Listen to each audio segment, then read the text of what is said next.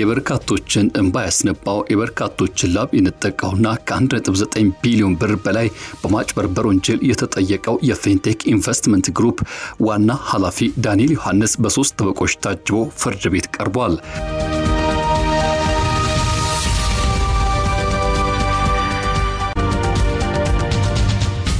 ሰላም በያላችሁበት ይሁን ውድ ቤተሰቦቻችን።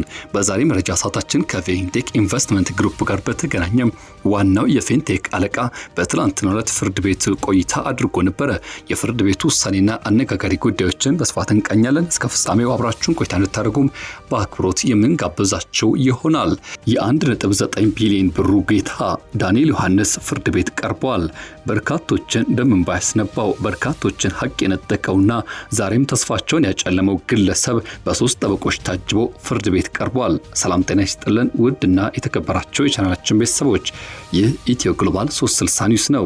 በዛሬ መረጃ ሰዓታችን በመላው ሀገሪቱ አነጋጋሪ ሆኖ የቆየውና የ1.9 ቢሊዮን ብር የማጭበርበር ወንጀል ላይ የተጠየቀው ዳንኤል ዮሐንስ በ3 ጠበቆች ታጅቦ ፍርድ ቤት የመቅረቡን ጉዳይና የትላንትና ፍርድ ቤት ውሎ በተመለከተ በስፋት እንቃኛለን። ይህ የገንዘብ ስሌትና እንዲሁም ደግሞ ተጠርጣሪው ፍርድ ቤቱ ይወቅልኝ ሲል ተከሳሽ ስላቀረባቸው ጉዳዮች የምንመለከት ይሆናል። እስከ ፍጻሜ አብራችሁን ቆዩ። ለቻናላችን አዲስ ከሆናችሁ ሰብስክራይብ እንድታደርጉ እንዲሁም ቤተሰብ እንድትሆኑ ስንጋብዝ፣ ቪዲዮን ከወደዳችሁት ላይክ፣ ሼር በማድረግ ሌሎች እንድታካፍሉ እንጠይቃለን። ወደ ዝርዝሩ ተሻገርን።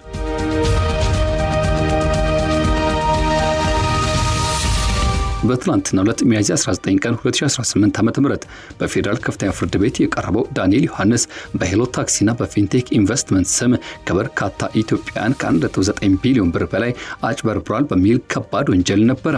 ዳንኤል ዮሐንስ ፍርድ ቤት በቀረበበት ጊዜም 3 ያክል የግል ጠበቆቹ እንዲያጅቡት አድርጎ ነበር።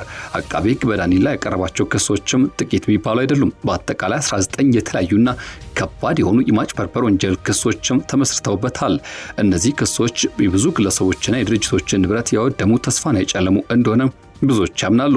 ይህም በተመለከተ ታዲያ የዋስትና ጥያቄውን ለፍርድ ቤቱ አቅርበዋል። የተከሳሽ ጠበቆች ደንበኛቸው በዋስትና እንዲፈታ ጥያቄ ቢያቀርቡም የልደታ ከፍተኛ ፍርድ ቤት ግን የክሱን ክብደትና እንዲሁም የተበላውን ገንዘብ መጠን ግምት ውስጥ በማስገባት የዋስትና ጥያቄውን ሙሉ በሙሉ ውድቅ አድርጎበታል። በዚህ መሰረትም ዳንኤል ዮሐንስ ማረሚያ ቤት ሆኖ ጉዳዩ እንዲከታተል የተወሰነ ሲሆን የቀረበበትን ክስ ለመከላከል መቃወሚያ በእስር ላይ ሆኖ እንዲያቀርብ ታዟል። ፍርድ ቤቱም ለቀጣይ ቀጠሮ ለግንቦት 10 ቀን 2018 ዓ.ም ተለዋጭ የጊዜ ቀጠሮ መስጠቱም ታውቋል።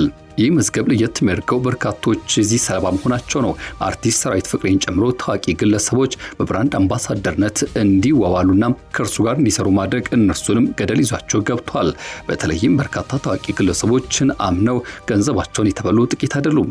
ከዚህ አስቀድሞ በሄሎ ታክሲ አማካይነትም በርካታ የተባለ ምዝበራ ፈጽሞ እንደነበርና በማታለል ወንጀሎችም ተጠያቂ እንደሆነ ብዙዎች ያነሳሉ። ታዲያ ይህ ግለሰብ ዛሬ በርካቶችን ባዶ እጃቸውን አስቀርቷል። ገንዘባቸውን የተበሉ ግለሰቦችም ቁጥር ስፍር የላቸውም። ከታክሲ አገልግሎት ባለፈ በሪል ስቴትና በተለያዩ የንግድ ዘርፎችም ይህ አይነት መረብ ቢዘረጋና ነገሮች ተብጠርጥረው እውነታው ቢወጣ የሚሉ ድምጾች የተሰሙ ይገኛሉ። እንዲህ ያሉ የማጭበርበር ዘዴዎች ዛሬም በየቦታው በተለያዩ ስሞች የተከሰቱ ይገኛሉ። በተለይም የሪል ስቴት ጉዳይ ብዙዎችን እያሳሰበ ስለመሆኑ ይታወቃል። በዚህ ጉዳይ ላይ ጥንቃቄ ማድረግ በብዙ መልኩ እንደሚያሻ ይህ ክስተት ጠቋሚ ሆኖ እናገኛለን። እናንተስ በዚህ ጉዳይ ላይ ምን ትላላችሁ? 1.9 ቢሊዮን ብር ከአንድ ማህበረሰብ ላይ መዝረፉ በአገሪቱ ኢኮኖሚ ላይ የሚያስከትለው ተጽዕኖ እንዴት ይታያል? በሀሳብ መስጫ ሳጥናችን በኩል አካፍሉን። መረጃዎች ሌሎች እንዲደርስ ቪዲዮውን ላይክ፣ ሼር በማድረግ ሌሎች እንድታካፍሉ እየጋበዝን እንዲሁም ደግሞ ሰብስክራይብ በማድረግ ቤተሰብ እንድትሆኑ እየጠየቅን የዛሬን በዚህ ቋጨን። ከዚህ ጉዳይ ጋር በተገናኘ ያሉ ዝርዝር መረጃዎችን የተከታተልን ወደ እናንተ የምናደርስና የምናቀርብ መሆኑን ከወዲሁ ጠቆም ለማድረግ እንወዳለን። በያላችሁበት ደግሞ ጥሩ መልካም ጊዜ ተመኘን። ይህ ኢትዮ ግሎባል 360 ኒውስ ነው።